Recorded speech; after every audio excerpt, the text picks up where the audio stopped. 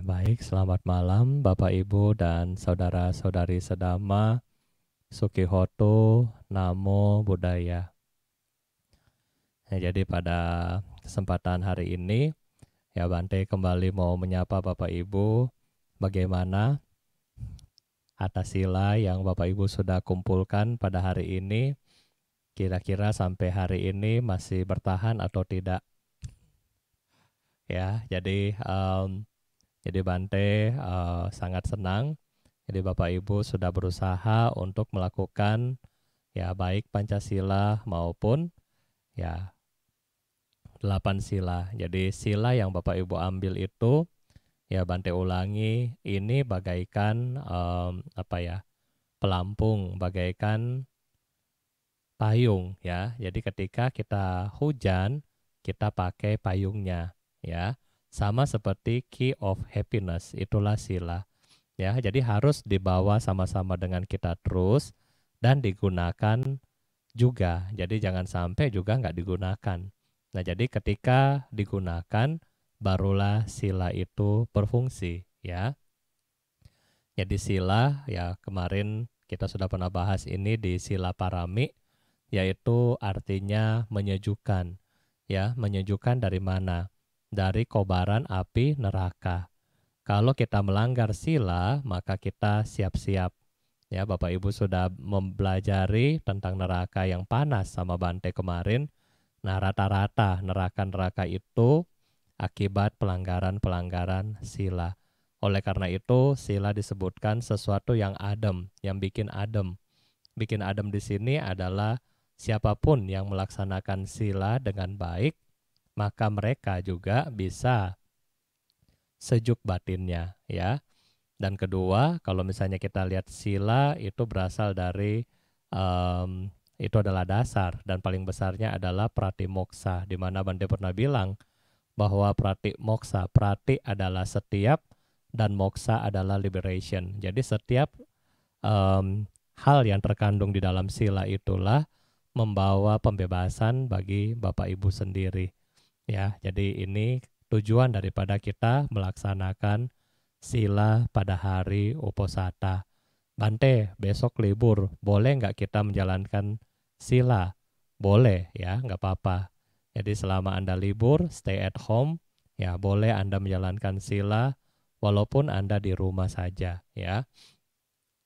Ya, jadi ini yang Bante mau kasih tahu ke Bapak Ibu untuk malam hari ini. Dan yang kedua mungkin sampai tanggal 3 Januari. Ya, dari hari ini sampai tanggal 3 Januari semua pemimpin kebaktian ya Bante tidak izinkan untuk ke Cetia.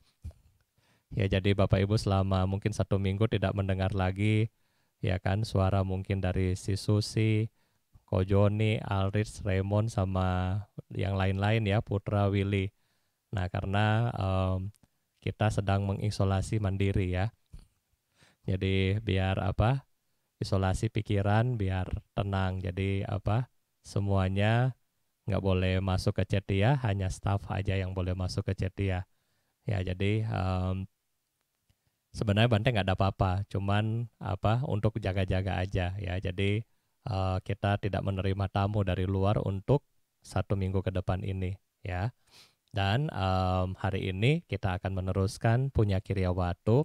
Tetapi kemarin Bante ada lihat 2 pertanyaan ya. 2 pertanyaan, mirip-mirip pertanyaannya.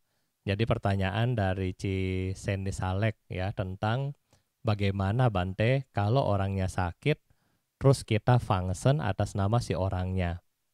Bagaimana, apakah dia bisa mendapatkan manfaat daripada hasil kebajikan ini. Nah, Bante kasih contoh, kalau misalnya Bapak Ibu kita kadang-kadang sebagai ya mungkin teman, orang tua, kadang-kadang kita memang mau berbuat baik, ya kan, untuk anak kita, untuk ya orang tua kita, suami kita, dan seterusnya. Kalau saya nggak tulis namanya atau saya nggak kasih tahu dia, tanpa sepengetahuan dia, apakah ada pahala dari kebajikan ini untuk dia? Ya, kurang lebih seperti itu ya. Nah, jadi Bante punya ilustrasi seperti ini. Misalnya Bante mau kirim mouse ini, misalnya Bante mau kirim mouse ini ke rumahnya si Raymond misalnya, ya kan? Bante mau kirim mouse ini ke rumahnya si Raymond pakai Grab, ya. Tetapi Bante nggak kasih tahu Raymond, Bante mau kirim mouse, nggak dikasih tahu, kirim-kirim aja, ya. Jadi sampai di rumahnya Raymond, mungkin mereka akan bingung, apa nih yang datang? Kita nggak pesan Grab, kok tiba-tiba ada yang datang? Nah, dia bingung. Kenapa bingung? Karena tidak dikasih tahu di awal. Ya, sama dengan pelimpahan jasa. Kalau misalnya kita tidak memberitahukan kepada mereka, ya, kepada mungkin orang-orang yang sedang sakit atau orang tua kita yang masih hidup dan seterusnya, maka bukan tidak mungkin mereka nggak tahu apa yang Anda lakukan. Ya, mereka nggak tahu apa yang Anda lakukan. Ini yang pertama. Yang kedua, bukankah lebih baik kalau kita berbuat baik atas nama mereka dan kita kasih tahu kepada mereka, Mi, misalnya, karena ini hari ibu, maka saya function lele 10 kilo atas nama mami ya, contoh. Nah, jadi ketika mendengar itu, kalau orang tuanya ngerti, maka akan merasakan happy, ya, akan merasakan bahagia. Tadi saya dapat foto ya, hari ini dari yang nonton siapa yang dapat bunga warna biru ya. Ya, tadi Mami ya, Mami dikasih bunga warna biru katanya tadi Bante lihat. Wah, Mami bahagia sekali. Kenapa? Karena barangnya diserahkan dan orangnya mengetahui. Tetapi kalau orangnya tidak mengetahui, maka biasa-biasa aja dianya, ya kan? Biasa-biasa aja. Nah, jadi ini adalah perbedaan ya.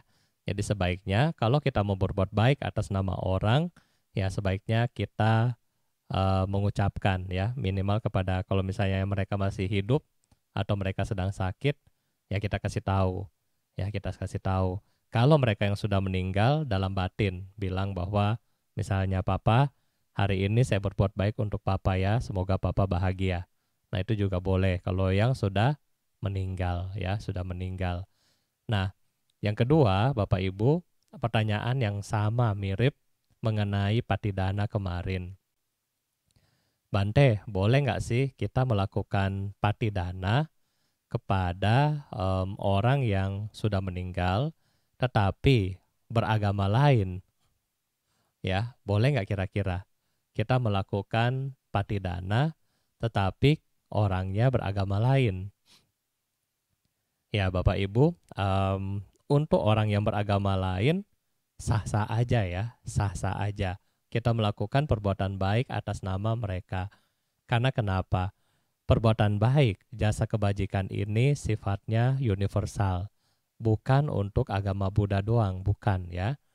Jadi pelimpahan jasa memang dalam tradisi agama Buddha, tetapi hasil dari pelimpahan jasa adalah bukan untuk umat Buddha aja.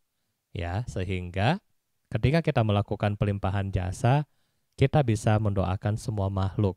Ya, bahkan setiap doa dari umat Buddha adalah semoga semua makhluk hidup berbahagia.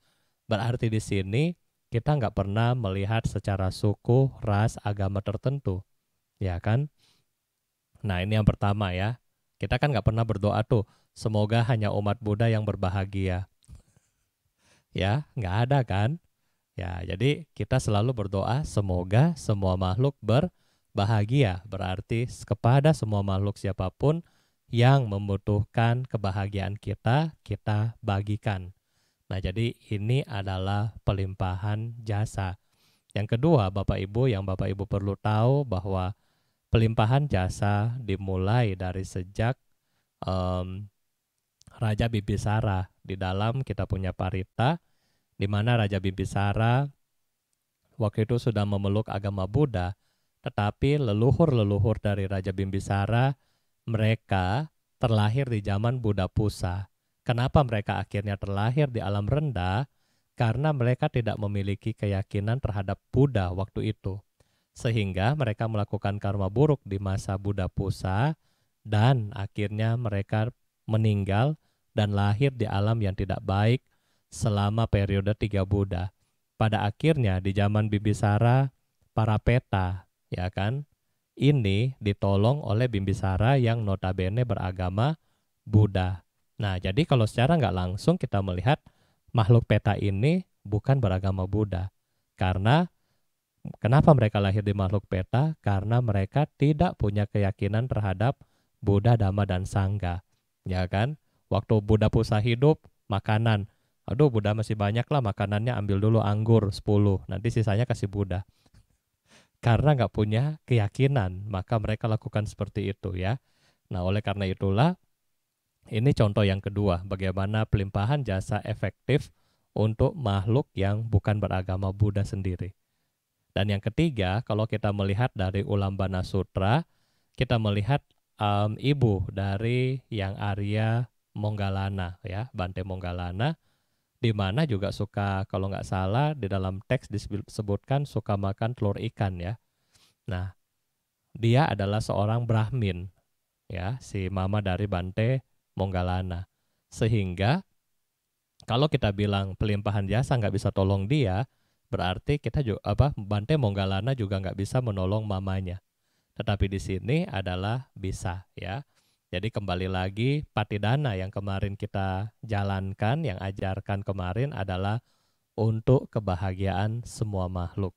Ya, apapun agamanya, apapun sukunya, selama Bapak Ibu memiliki dua kondisi. Ingat, selama memiliki dua kondisi. Yang pertama, kondisi daripada si makhluk.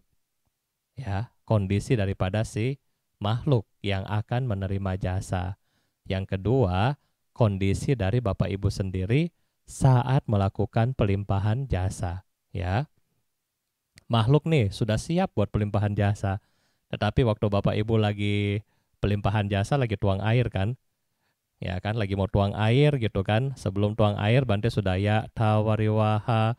Oh, tunggu dulu deh, jangan dulu tuang, selfie dulu pakai gelas, baru tuang air. Kira-kira dapat nggak tuh makhluk? Ya, nggak dapat. Kalau Bapak Ibu tidak punya konsentrasi ketika melakukan di dalam pelimpahan jasa, maka makhluk yang tadi nggak dapat. Ya, padahal sudah di samping nungguin ya. Aduh, cepetan, cepetan, cepetan, malah selfie dulu dia. Akhirnya makhluknya nggak dapat. Ya, jadi ini ya, karena tidak konsentrasinya daripada si pembuat kebajikan. Ini sudah dikasih contoh oleh Raja Bimbisara sendiri. Nah, yang kedua adalah kalau Bapak Ibu tidak berbuat baik, otomatis tidak ada jasa kebajikan yang diberikan. Ini juga yang kedua, ya kan? Bapak Ibu mengikuti sesi pelimpahan jasa misalnya, tetapi Bapak Ibu dalam satu hari tidak melakukan kebajikan apapun. Oleh karena itu juga, walaupun Bapak Ibu melakukan secara konsentrasi, tetapi tidak memiliki daya, tidak memiliki energi untuk membantu makhluk yang menderita tadi. Nah, jadi harus ada perbuatan baik dan melakukannya dalam kondisi konsentrasi. Ya, konsentrasi. Ketika Bante nanti misalnya membacakan yakta, kan setiap malam sudah dilatih nih ya konsentrasinya. Nah, coba dilatih. Jadi ketika Bante sudah mengucapkan kita akan pelimpahan jasa, Bapak Ibu di dalam hati sudah bertekad, semoga jasa kebajikan saya dan seterusnya akan melimpah kepada siapa, semoga mereka berbahagia. Ketika Bante mulai bacakan yakta, nah Anda sudah mulai tuang airnya sambil membayangkan mereka yang menderita turut berbahagia. Jadi ini adalah pelimpahan jasa ya. Nanti kalau Bapak Ibu mungkin mau bertanya, Bante rasa Bante kasih kesempatan hari Kamis ya, karena hari ini kita habiskan materi dan nanti jam 9 tepat Bante harus baca doa buat orang yang akan dikremasi melalui online juga ya, karena kena protap COVID sehingga Bante harus telepon ke sana ya. Oke, nah sekarang kita lanjutkan materi kita hari ini. Yang Bante akan bahas adalah 4 poin. Yang pertama adalah patanukmo dana. Ya, dalam punya Kiryawatu yang ketujuh adalah patanukmo dana, yang berarti bersimpati terhadap kebahagiaan orang lain. Ya, Ini juga salah satu mengalahkan kesombongan kita, mengalahkan ego kita ya. Ini mengalahkan ego dan kesombongan kita. Kenapa? Karena kita turut berbahagia atas kebajikan-kebajikan, atas semua apresiasi, atas semua achievement, atas semua pencapaian daripada orang lain. Misalnya, em, teman kita misalnya, dia dapat juara 1. Kita harus bahagia, hebat nih, dia juara 1. Ya kan? Ketika teman kita misalnya, dia punya misalnya naik rumah baru, kita juga bahagia, aduh ya dia bisa naik rumah baru, turut berpatanu modana, bermudita cita. Ya, bermudita cita di sini biasanya dilakukan oleh orang-orang yang di negara-negara Buddhis seperti kalau Bante sering lihat yang dari Sri Lanka ya. Jadi kalau dari Sri Lanka, ketika mereka di Bodh Gaya, mereka akan mempersembahkan jubah kepada Buddha Rupang. Nah, jubah itu cuma 1. Tetapi yang di depan itu akan suruh teman-temannya di belakang, ayo pegang dulu. Pegang sambil berniat, oh sadu, sadu, sadu begitu kan. Dianggap apa? Dianggap walaupun kita nggak bawa jubah, tetapi dengan cita, dengan pikiran kita turut bergembira atas yang dilakukan oleh teman kita tadi, maka dianggap kita juga mempersembahkan jubah yang sama. Ya, dianggap kita juga memiliki pahala untuk mempersembahkan jubah yang sama. Nah, oleh karena itulah Bapak Ibu harus bermudita cita setiap kali kita melihat teman-teman Anda ya kan melakukan hal yang baik ya. Jangan kalau teman kita melakukan hal yang baik, muka kita cembetut ya kan, begini, muram dan seterusnya. Itu tidak bermudita cita ya. Makanya ketika orang melakukan perbuatan baik, kita harus turut bermudita cita. Bahkan bermudita cita di sini adalah salah satu praktek daripada pengembangan pikiran yang dilakukan oleh para bodhisattva. Ya, untuk apa? Untuk menghancurkan kembali ego kita ya. Karena sebenarnya semua dari kita adalah tidak mau tidak mau kalah. Tidak mau kalah dalam saingan. Semua dari kita nggak mau. Ya, coba kalau kita jujur, betul nggak yang Bante bilang? Ya, Bapak Ibu sudah enak-enak di kantor duduk sebagai manajer. Di bawah kita misalnya ada anak baru masuk. Karena dia pintar dan seterusnya, kita merasa, aduh tersaingi nanti kalau bos saya pindahin saya bagaimana? Ya, dan seterusnya. Nah, makanya itulah kita semua memang memiliki sifat yang tidak mau untuk tersaingi. Oleh karena itulah sifat ini kita harus buang dengan sifat mudita cita atau menghargai kebahagiaan daripada orang lain. Turut berbahagia atas kebahagiaan dari orang lain ya. Jadi ini adalah poin daripada Patanumodana yang ke-7. Kemudian adalah poin berikutnya adalah Dhamma Sawana ya, atau kita bilang belajar Dhamma. Belajar Dhamma di sini tentunya kita belajar dengan hal-hal yang baik ya. Apakah secara literatur kita belajar, atau kalau nggak bisa literatur kita belajar, kita mulai belajar secara step by step ya, setahap demi setahap.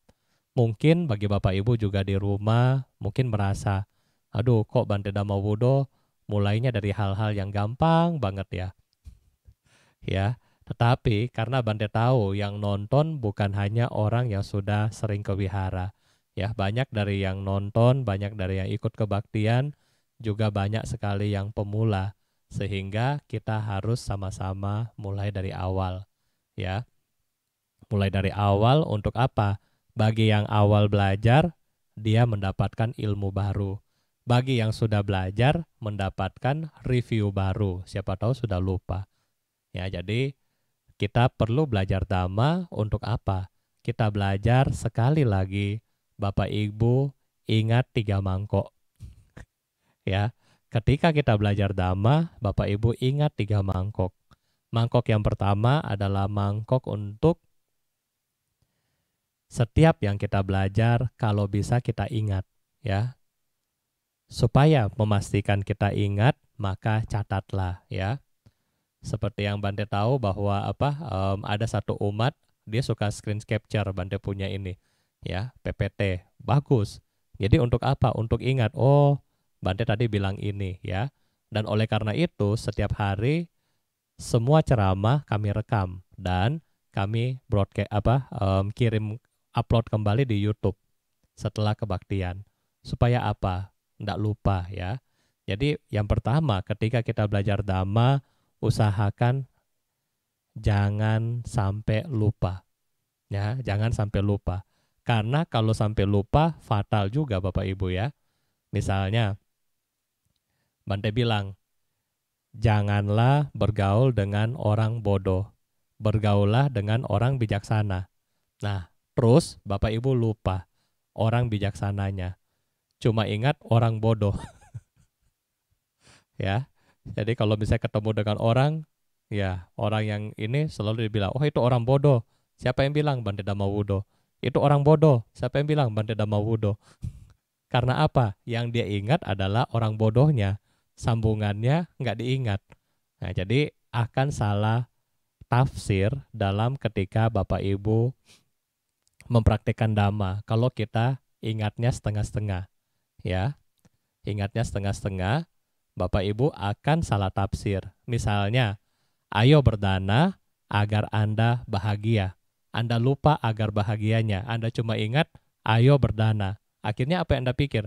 Allah, bantainya itu matre banget. Selalu suruh orang berdana, berdana. Buat apa berdana?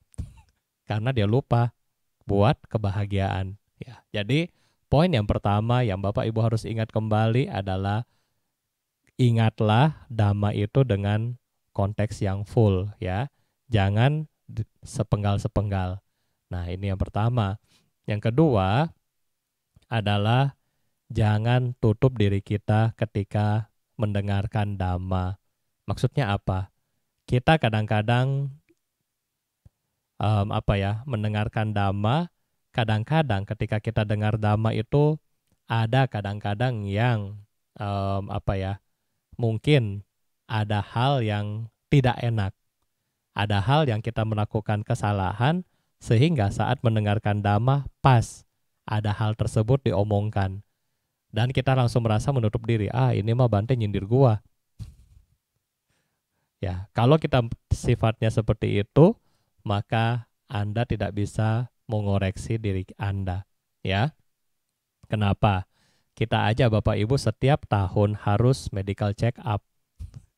Ya kan? Harus cek kita punya badan jasmani, ya. Apalagi kita punya batin, tentunya juga harus dicek, ya, dicek up. Nah, sehingga Dhamma yang tadinya diajarkan itu untuk kita refleksikan di dalam batin kita. Benar nggak ya selama ini saya melakukan ini?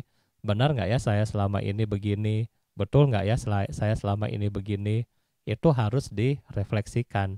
Bante sendiri beruntung selama membaca slide-slide ini, Bante sendiri kembali membaca dan kembali merenungkan bahwa, oh ternyata saya sudah melakukan hal yang salah begini ya.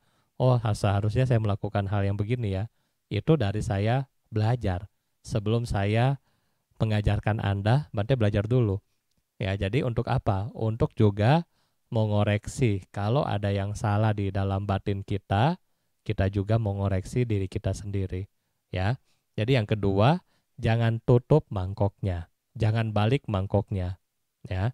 Dan yang ketiga, jangan campur Dhamma dengan batin kita yang lagi tidak baik.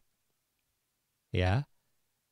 Jangan campur Dhamma dengan batin kita yang tidak baik. Untuk apa? Untuk ngata-ngatain orang. Untuk apa ya, membenarkan diri sendiri dan seterusnya, ya. Jadi jangan juga menjadikan dhamma itu untuk senjata, senjata untuk serang orang dan senjata untuk mengembangkan ego kita atau kesombongan kita. Nah, jadi ini yang ketiga ketika Bapak Ibu belajar dhamma, ya. Bante kasih contoh yang tadi yang sombong yang ketiga. Misalnya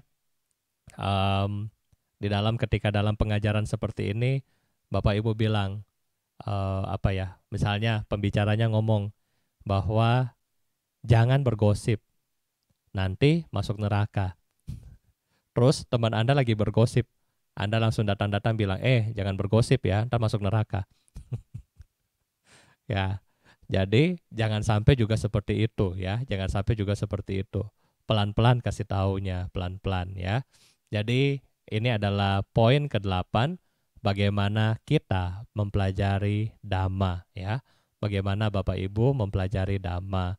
Nah, selanjutnya poin yang ke-9 adalah dhamma desana ya. Dhamma desana di sini termasuk juga berbuat baik ya. Berbuat baik, dan dalam perbuatan baik adalah dana khususnya dhamma desana ini adalah yang tertinggi karena disebutkan pemberian dhamma adalah pemberian yang tertinggi ya, pemberian dhamma adalah pemberian yang tertinggi sehingga dhamma desana dikatakan adalah suatu cara untuk kita mengembangkan kebajikan bagi diri sendiri maupun orang lain. Kenapa? Saat kita bicara kepada orang, otomatis kita harus belajar dulu. Saat kita bicara, yang kedua adalah kita ngomong yang kita ingat. Ketiga, karena kita sudah ngomongin itu, otomatis ketika kita melakukan, kita akan ingat, kan saya bilang nggak boleh begini, kok saya begini? Nah, akhirnya ada rem di situ ya. Jadi itu adalah manfaat bagi Anda yang nantinya bisa dhamma desana ya. Bante rasa kalau Bapak Ibu harus belajar ya. Mulai belajar dhamma desana satu-satu. Kemarin di Manado, Cisusi sama Koroy, mereka bikin latihan public speaking ya.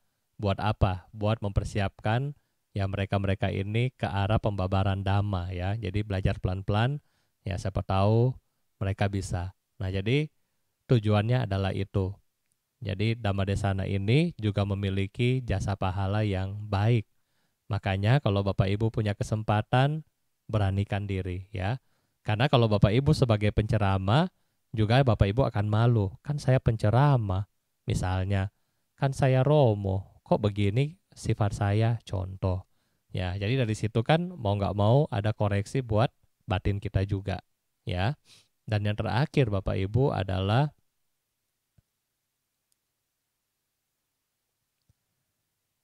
ditu jukama ya, ditu jukama, berpandangan hidup yang benar. Atau di sini adalah orang yang memiliki pandangan-pandangan yang benar ya, orang yang memiliki pandangan yang benar. Nah, pandangan yang benar di sini adalah pandangan mengenai 4 kesunyataan mulia.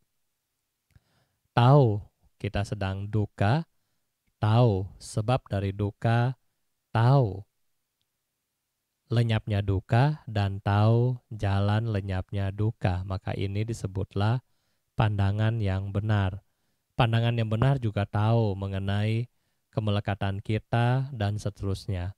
Jadi kalau kita memiliki pandangan yang seperti ini, pandangan-pandangan benar yang ini, maka ini juga merupakan suatu pahala yang pada akhirnya Bapak Ibu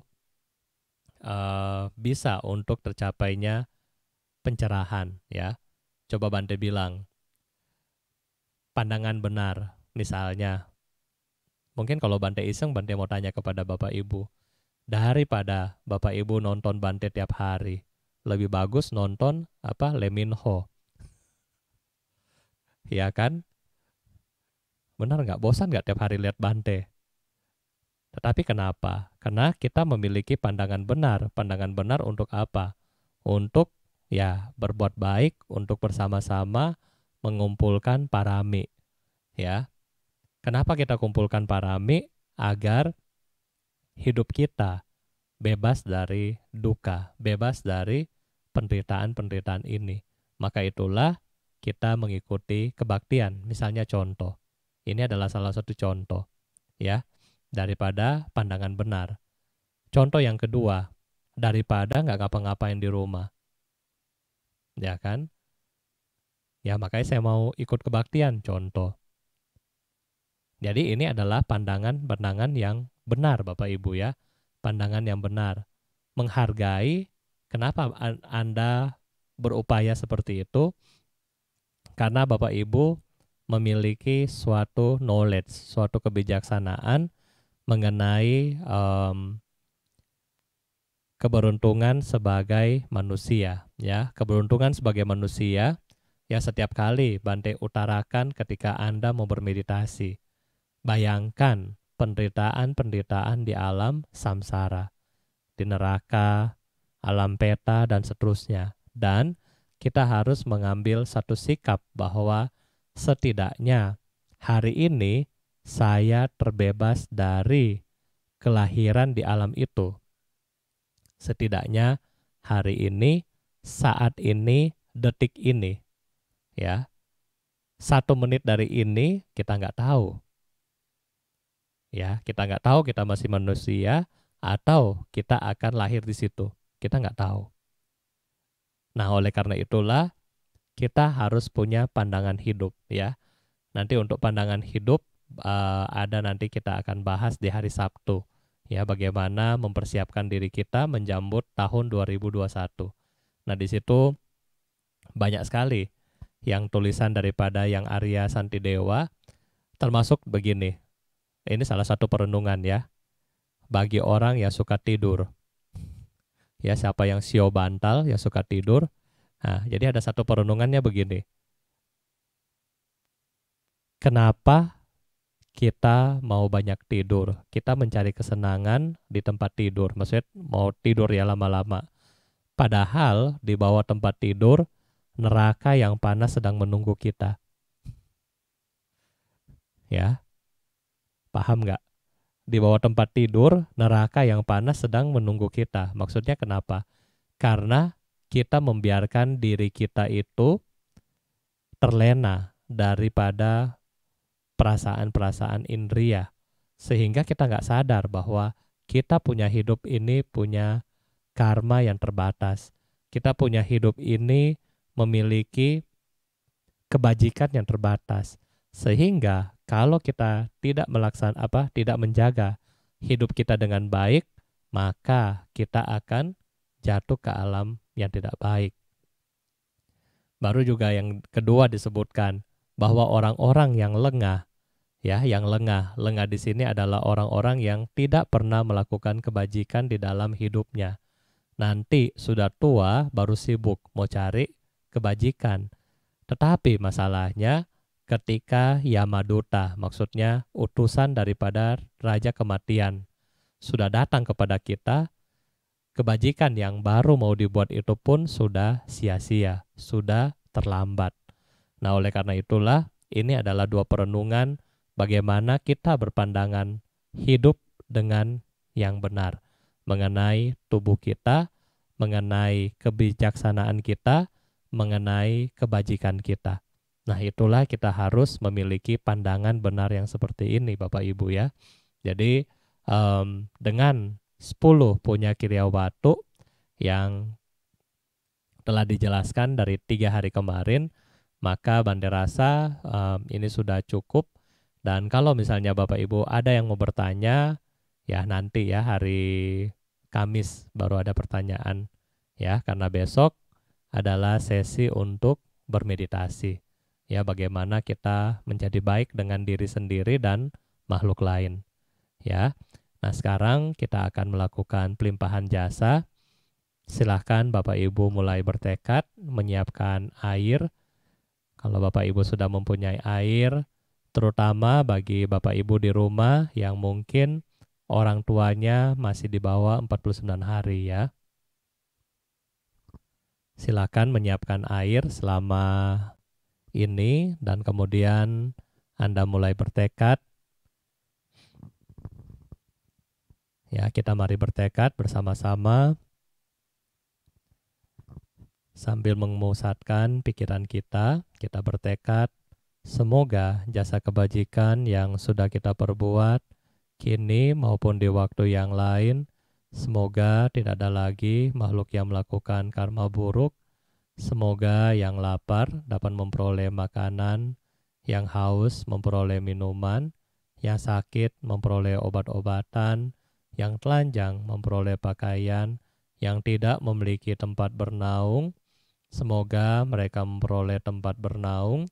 Semoga dengan kondisi-kondisi tersebut, semua makhluk memiliki potensi untuk belajar, praktek, dan merealisasi dhamma hingga tercapailah pencerahan tertinggi nibbana.